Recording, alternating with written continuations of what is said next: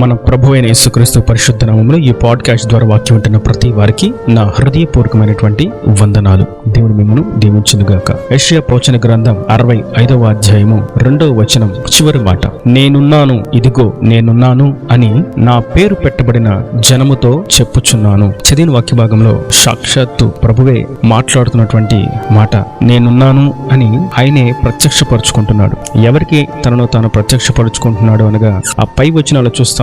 ఆయనను వెదకని వారికి మరియు ఆయనను గూర్చి ఆలోచించిన వారికి, ఇంకా మాట్లాడితే పాపులు అపరాధులుగా ఉండి పాప సముద్రంలో మునిగిపోతున్న వారికి తనను తాను ప్రత్యక్షపరచుకొని ఇదిగో నేను ఉన్నాను అని ఆయన సెలవిస్తున్నారు. ఇంకా మాట్లాడితే అక్కడ రాయబడినటువంటి మాట, నా పేరు పెట్టబడినటువంటి నా జనముతో అని అన్నారు. ఇక్కడ రెండు విషయాలు మనం గమనిస్తాం. ఒకటి, నన్ను వెదకని వారికి, అపరాధులుగా ఉన్న వారికి, పాపములో ఉండిపోయి ఆయనను గూర్చి ఆలోచన లేని వారికి నన్ను నేను ప్రత్యక్షపరుచుకుంటున్నాను అని చెప్పారు. రెండోది, నా పేరు పెట్టబడినటువంటి నా జనముతో నేను చెప్తున్నాను అన్నారు. ఈ రెండు విషయాలను మనం జాగ్రత్తగా గమనించినట్లయితే ప్రభు రక్షకుడు అనేటువంటి మర్మము, క్రీస్తు యొక్క మర్మము ప్రపంచమంతా బయలువెళ్ళుచూనే ఉన్నది. అయితే అందరూ ఆయనను విశ్వసిస్తున్నారంటే కానే కాదు, అందరూ ఆయనను సత్యం అని అంగీకరిస్తున్నారంటే కానే కాదు. అయితే ఆయన నామ ప్రచురణ మాత్రం ఎక్కడ కూడా నిలిచిపోలేదు. ఆయన మర్మం అంతా తనను తాను ప్రత్యక్షపరుచుకుంటూ తన సేవకుని ద్వారా అనేక విధాలైనటువంటి పరిచర్యల ద్వారా తనను తాను నేనున్నాను అని ప్రత్యక్షపరుచుకుంటూ ఉన్నారు. అయితే అతి ముఖ్యమైనటువంటి విషయం ఏదనగా 66వ అధ్యాయం 4వ వచనంలో మనం చూస్తాం, నేను పిలిచినప్పుడు ఉత్తరమిచ్చువాడొకడును లేకపోయెను, నేను మాట్లాడినప్పుడు వినువాడొకడును లేకపోయెను. ప్రభువే అంటున్నారు, మీరు పాప సముద్రంలో మునిగిపోతూ ఉంటే, నేనున్నాను అని నా చెయ్యి అందిస్తూ ఉంటే, మీరు ఆ పాప సముద్రంలో నేను నిలిచిపోయి నా స్వరాన్ని వినని వారుగా మీరు మిగిలిపోతున్నారు. నేను పిలిచినప్పటికీ నాకు సహాయం అందించండి, ఇదిగో నా చెయ్యి పట్టుకోండి అని ఉత్తరం ఇచ్చేవారు కూడా ఒకళ్ళు కూడా లేకపోయారు. అయితే ఎవరైతే విరిగి నలిగిన హృదయముతో దీనుడై నా మాట విని వణుకుచున్నాడో వానిని నేను దృష్టి ఉంచుచున్నాను, నన్ను నేను ప్రత్యక్షంగా వారికి కనపరుచుకొనుచున్నాను, అట్టి వారు నన్ను చూడగలుగుతారు, వారు నా పేరు పెట్టబడినటువంటి నా జనులు. ఇక్కడ ఆయన పేరు పెట్టబడినటువంటి ఆయన జనులు అని ఎవరిని గూర్చి వ్రాయబడి ఉన్నది అనగా, ఇక్కడ ఈ గ్రంథమందు ఇజ్రాయేలు యొక్క జనాంగమును గూర్చి వ్రాయబడి ఉన్నది.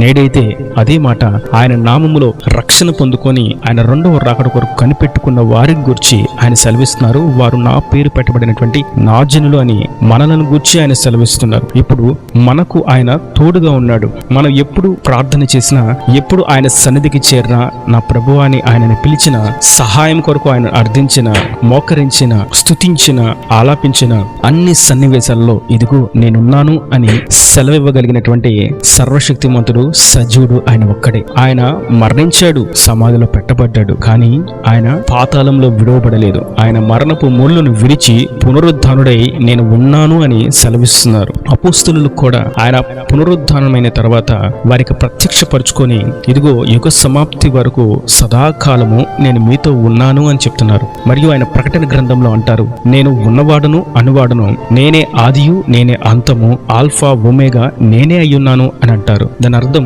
ఆయన యుగముల పూర్వమును ఇప్పుడును సర్వయుగములలో భవిష్యత్ కాలములలో ఎప్పుడు కూడా ఉన్నవాడు. ఆయన అంటున్నారు నేనున్నాను. లోకంలో మనం చూస్తే ఈ మాట అనేకులు చెప్పేవారు ఉంటారు, కానీ ఆ మాట సార్థవంతకంగా క్రియారూపకం దాల్చే విషయంలో అసమర్థులుగా మిగిలిపోతారు. అప్పటి వరకు నేను చేస్తాను, నేను తోడుగా ఉన్నాను, నేను అండగా ఉంటాను, నేను ప్రక్కనే ఉంటాను, మనం వెళ్ళి చేద్దాం అని అనేవాళ్ళు ఆ పని దగ్గరికి వచ్చేసరికి చేతులు విడిచేస్తారు. వారు నిస్సహాయకులుగా మారి వారిని నమ్ముకొని అడుగు వేసిన వారిని కూడా నిస్సహాయకులుగా చేసి వేస్తారు. కానీ నా ప్రభు అంటున్నారు, నేను ఉన్నాను, ఇదిగో నేను ఉన్నాను అని నా పేరు పెట్టబడినటువంటి జనంతో నేను చెప్తున్నాను. నేనున్నాను అంటున్నాడు, మరలా ఇదిగో నేనున్నాను అంటున్నాడు. ఆయన ఉన్నవాడు సజీవుడు. అనన్య అజర్య మేషాయిలు దేవుని కొరకు అగ్ని గంధకాల్లో వేయబడినప్పుడు ఆ అగ్ని గంధకాల్లోకి, ఆ మండుచున్న అగ్నిలోకి నేనున్నాను అని అనన్య అజర్య మేషాయిలను ఆయన కౌగిలించుకున్నారు. వారికి ఆ అగ్ని ఏ హాని చేయలేకపోయింది. కనీసం ఆ అగ్ని వాసనైనను వారి దగ్గర రాలేదు. వారి వెంట్రుకలలో ఒక్కటైనను కాలిపోలేదు. కారణం ఆయన నేను ఉన్నాను, ఇదిగో నేను ఉన్నాను అని తన పేరు పెట్టబడినటువంటి తన జనులతో చెప్పి, వారు ఉన్నటువంటి స్థితిలో, వారు ఉన్నటువంటి బలహీనటువంటి నిస్సహాయకరమైనటువంటి ఆందోళనకరమైనటువంటి భయభ్రాంతుల్లో ఉన్నటువంటి పరిస్థితుల్లోకి ఆయనే వచ్చి కరుణించి వారిని హత్తుకొని క్షేమాన్ని కలుగజేసి మరలా ఆశీర్వాదకరంగా దీవెనకరంగా వారిని వెలుపలకు తీసుకుని వచ్చారు. నేడు అదే మాట ప్రభు మనకు సెలవిస్తున్నారు. నేనున్నాను, మీ పితరుల జీవితంలో చేసినట్లుగా ఈ తరంలో మీ పక్షమున కార్యము చేయుటకు నేను సమర్థుడను సంసిద్ధుడనై ఉన్నాను. కేవలం మీరు చేయవలసింది ఒక్కటే, నేను పిలిచినప్పుడు ఉత్తరం ఇవ్వట మరియు నేను మాట్లాడినప్పుడు వినుట. ఆయన పిలుస్తున్నాడు, బూదిగంత నివాసులారా నా వైపు చూసి రక్షణ పొందండి అని ఆయన అంటున్నారు. ఆయనను చూసి రక్షణ పొందాలి, ఆయనను చూసి ఆయన వద్దకు చేరాలి, ఆయన సిలువ చెంతకు చేరాలి, ఆయన సన్నిధికి మనం చేరాలి, ఆయన రాజ్యానికి చేరే పరిశుద్ధ సంఘంలోకి సహవాసంలోకి చేరాలి, ఆయన సార్వత్రిక సంఘంగా సిద్ధపరిచే పరిశుద్ధాత్మ అభిషేకంలోకి మనము చేరాలి. మరియు ఆయన మాట్లాడినప్పుడు వినాలి.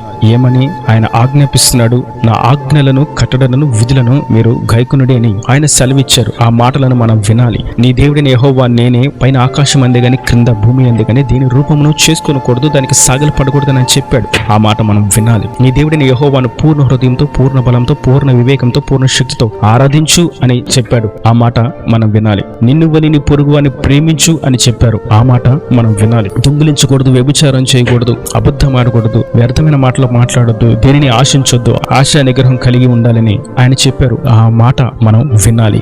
వీటిని విన్నవారిని ఆయన దృష్టి ఉంచి వారు ఉన్న స్థితిలోకి ఆయన దిగి వచ్చి, వారు పడి ఉన్నటువంటి గోతిలోకి, గుంటలోకి ఆయన దిగి వచ్చి వారిని లేవనెత్తుతాడు. ఆ అగ్ని సముద్రంలో నుండి, పాప సముద్రంలో నుండి వారిని లేవనెత్తి సజీవులుగా స్థిరమైనటువంటి పునాది కలిగినటువంటి బండ మీద వారిని నిలబెడతాడు. కాబట్టి వినుటలో, ఉత్తరమిచ్చుటలోనే విషయం అంతా దాగి ఉన్నది. ఆయన సమస్తమునకు నన్ను నేను కనపరుచుకుంటున్నానని చెప్తున్నాడు. అందరితో మాట్లాడుతూ ఉన్నప్పటికీ ఆయన కార్యాలను చూచే ఆధిక్యత తన మాట వినువారికి, ఆయన పిలిచినప్పుడు ఉత్తరమిచ్చు వారికి మాత్రమే కలిగి ఉన్నదని ఈ వాక్యం ద్వారా మనకి స్పష్టమవుతుంది. కనుక నా ప్రియ సహోదరులారా, ఆయన నేనున్నాను అని మిమ్మల్ని బలపరుస్తుండగా మనము చేయవలసినటువంటి కేవలం 2 పనులు: ఆయనకు ఉత్తరం ఇవ్వడం, ఆయన మాటకు మనం లోబడడం. ఆయనను స్తుతించుటలోను, ఆరాధించుటలోను, కీర్తించుటలోను, సాక్షిగా నిలబడటలోను, సువార్త ప్రకటించటలోను, ఆయన ఆత్మతో నింపబడటలోను, ఆయన సత్య మార్గంలో, జీవ మార్గంలో స్థిరముగా కుడి ఎడమలకు త్రొట్టిల్లిపోకుండా సూటిగా నడుటలోను